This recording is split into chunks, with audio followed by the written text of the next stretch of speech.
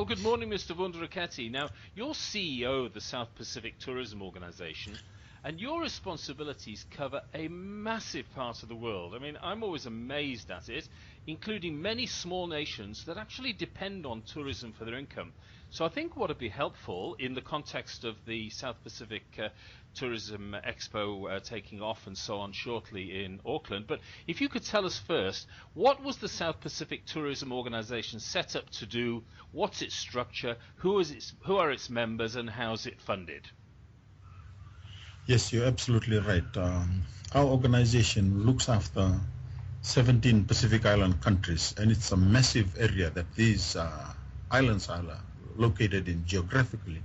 You have from the east is Tahiti, and then at the west is Papua New Guinea, and then up north you have the Federated States of Micronesia, and down south to Tonga, Cook Islands. So it's a massive geographical spread where these islands are located.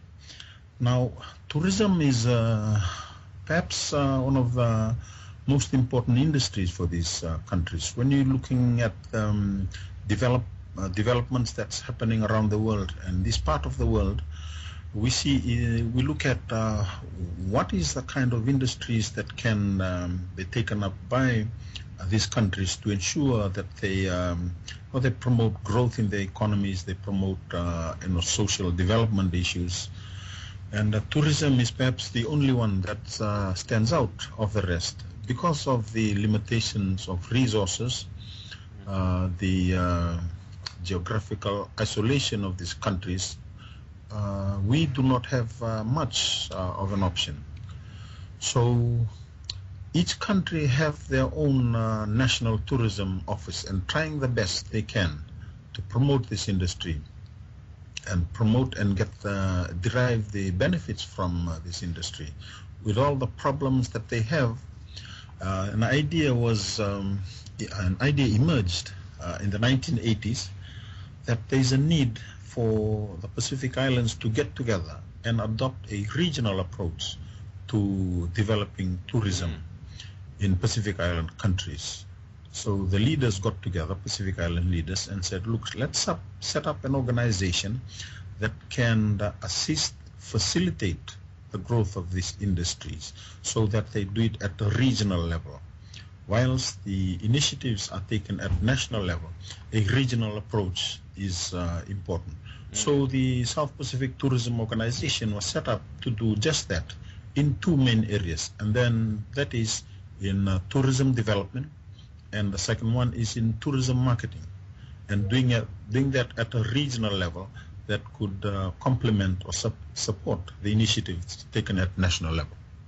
That's an amazing, I mean, it's a large part of the world when you look at the map, and you've got a range of countries there from mature tourism destinations. I imagine Vanuatu and Fiji are both members, and Tahiti. So there's three very mature destinations, both in terms of tourism development and tourism marketing. And then you've got some very immature, if you like, countries. I mean, if I think about places like Kiribati or Niue, or even Papua New Guinea to an extent because of all the issues there. So how does it all balance out in terms of, I mean, do some of the bigger countries help the smaller countries? Well, we put out our programs that would support activities that's similar across the region.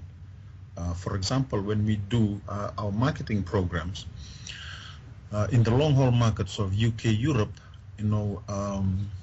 marketing in that region appeals to the bigger and more matured destinations. While in the smaller countries, like you've said, Kiribati, Tuvalu, Nauru, the Marshall Islands, they are more niche. They have niche products, which the marketing for them is much more at a special interest group or niche markets, niche products that they have. And more in the sort of adventure tourism space as well, and so on. Yeah? Correct. Yeah, correct. Yeah. So what we try to do is put together programs that is relevant to or appeals to the different parts of the Pacific Islands. There's there's no solution that fits all across the region. So getting a regional organization does assist them in that sense, that we are able to put together a marketing program, for example, that would fit the needs of these different countries. And you asked about the members and how the South Pacific Tourism Organization is funded. Yeah. Well, the operations of the organization is funded through the membership contribution, and it differs. For the bigger, more mature countries, they pay a bit more than the smaller island countries. And then the Secretariat runs on this membership contribution. Now, the benefits of regional organization is that as a region, we are able to, as a regional organization, we are able to tap into donor funding that would otherwise not be available at individually to the 16 member countries. So that's one of the, I suppose, greater benefits to having an organization like this. Absolutely. And through those funding or development support, we're able to provide the services to our members, not only at the marketing, but also technical support for each of the island countries. So in terms of the value of tourism in the South Pacific, does anybody have an idea of a dollar value, if you like, of tourism in the South Pacific and how many people it employs? At this point in time, we are working on getting those figures. One of the challenges that we have, and we have put into our program, is to assist the member countries in compiling and collating statistics and information that can give us a fair idea on how much does the tourism contribute to in their different economies. But in terms of the value, we do rely on organizations, international organizations that have the resources to carry out these assessments or these research. And one of the figures that we got from the World Tourism and Travel Organization is that tourism contributes to about 190 billion, and we're talking about the Oceania region here, Oceania, which includes Australia and New Zealand. Now, Australia and New Zealand would take up quite a big part of this figure that I'm telling you. But for Pacific Island countries, 16 member countries, it ranges from 2.5 to 2.9 billion US. That is kind of an estimate that we have for 2013. That's a lot of money, isn't it? It's a lot of revenue, and it's a lot of economic benefit. Oh, absolutely. For small island countries in the Pacific, that's quite a significant amount of new money pouring into to the region. Just in terms of, I know that tourism, having worked in tourism for a long time, and you're very aware of this in the Pacific, one of the unique features of the South Pacific, and a lot of countries throughout the world say it, even the country I'm from, Wales, where we say we're very welcoming and so on. But I have to say that right across the South Pacific, whether it's Polynesia or Melanesia or whatever, you have amazing people. So it's very important to maintain the social structure and not end up as in Europe and some other countries in the world where tourism has, been a major contributor to destroying that social structure. So how important is tourism to keeping the economy going and at the same time maintaining the social structure of these communities and countries? Yeah, it has both sides to that. On one side, the social structure is affected in the sense that the new, the tourists coming into our Pacific Island countries, they bring in new ways of thinking. They bring in new ways of dressing up and communicating with the local communities here.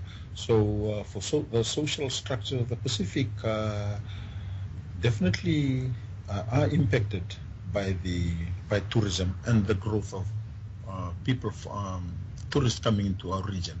And it's like I said, in two ways. It can have a negative impact on that in terms of it reduces the culture. But on the other hand, we are looking at tourism on a positive way, that tourism can contribute to the preservation or the conservation of cultures.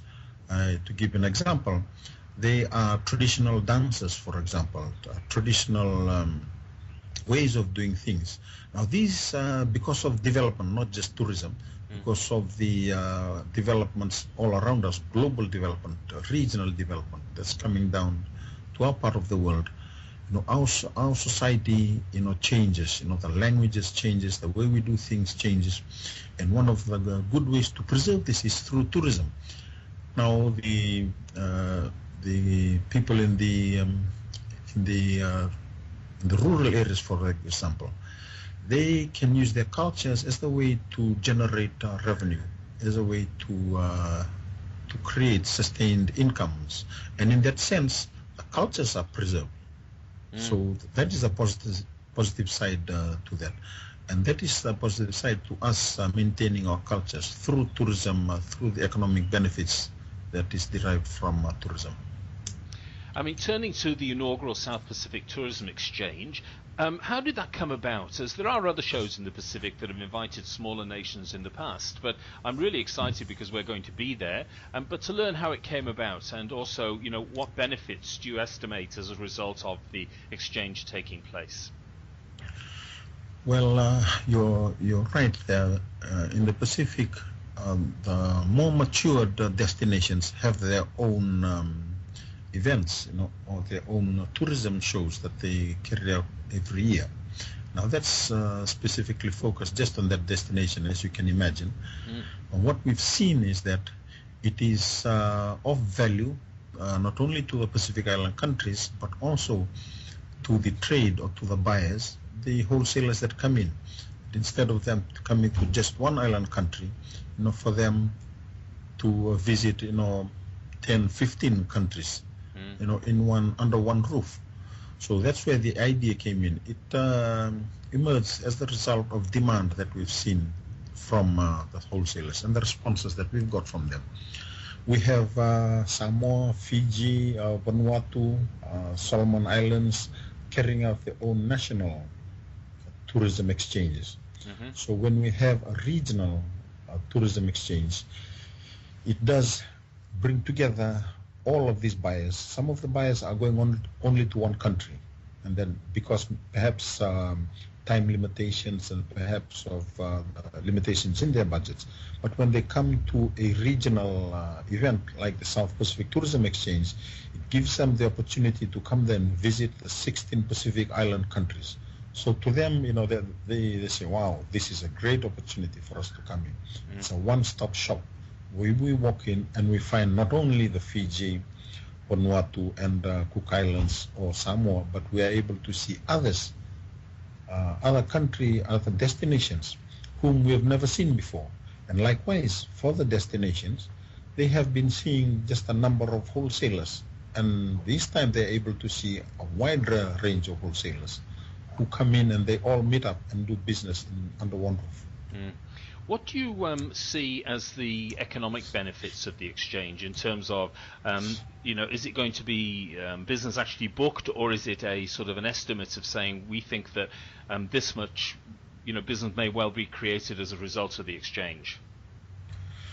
Well, this is as you know, this is an inaugural event, our first one that we put together, and for the economic benefits, we'd like to see tourism business in Pacific Islands grow as the result of this regional event. We'd like to see the businesses of wholesalers grow so that they're able to do more bookings and create more traffic to Pacific Island countries. On the other hand, for the sellers, it is the economic benefits that we do foresee for them. It's again the increase in visitor traffic from the source markets and the destinations, and for them to increase their business. So it's ultimately it's the private sector who we see will benefit most from this event. And absolutely. And now I know that you've got a very strong buyer and seller response at the moment, but in terms of the types of buyers and the types of sellers, you've talked about the nations and so on. So it seems to me that it's going to be a pretty full-on couple of days in Auckland. I think what's exciting about it is because the world today is looking for more experiences. Travelers are looking for more experiences, okay? And I think that what this South Pacific Tourism Exchange offers is amazing experiences from some of the most, the smallest nations you can possibly imagine in the world, where maybe only, I don't know, a couple of thousand tourists go in a year, or even less than that, up to some amazing nations. Now, I'm just going to give the URL of the website. So you are still obviously keen to get buyers and sellers. And the URL is www.spteexchange.com. And there's also information on there on how buyers can register and the definition of buyers as well. So how many buyers and how many sellers do you have at the moment? Well, our target for this first one is to get about 50 sellers and 50 buyers. When we say 50 sellers, we are saying these are the 50 booths that we've allocated. Yep. So in each of this booth, you might have, we've just realized that more than one seller come in, yeah. so like 2 or 3. Yeah. We've unfortunately had to stop the number of interest from sellers because we did not expect the high response rate that came out from it. Okay. Like I said, this was almost like a testing ground for us during the first time. So the sellers will be what? There'll be nations who might have other people there under their wings, as it were? Yeah, it'll be representatives of the National Tourist Office and private sector, like the hotels, the inbound tour operators. Yep, okay. So there are about 37 private sector representatives and 13 booths allocated for the National Tourist Office. For the small island countries, a few of them get together in one booth. For the bigger countries, they have their own booth. So we have both the National Tourist Office and the private sector sellers. Like I said, we'd have to limit that due to the limitation of space because we just wasn't expecting this much of a high response. As for the buyers, we're targeting 50 buyers, especially from UK, Europe, but Australia, also Australia, New Zealand. And as of today, we've got 46, and we're looking to surpass that pretty soon. So we're very confident of going past our target for getting 50 buyers, and these are the top wholesalers from around the world. Well, Mr. Wundraketi, thank you for your time today. What a great story you have to tell. And I'm looking forward to, over the next few weeks, speaking with your colleague, your Director of Marketing, Mr. Petero Manufulau, and some other people and some buyers and sellers about their aspirations for South Pacific Tourism Exchange, and also looking forward to being there and seeing this inaugural South Pacific Tourism Exchange establish itself and become an annual event. So thank you for your time this morning. Thank you very much. It's a pleasure, and we're very excited about this event, and we look forward to seeing you there. Thank you. Thank you.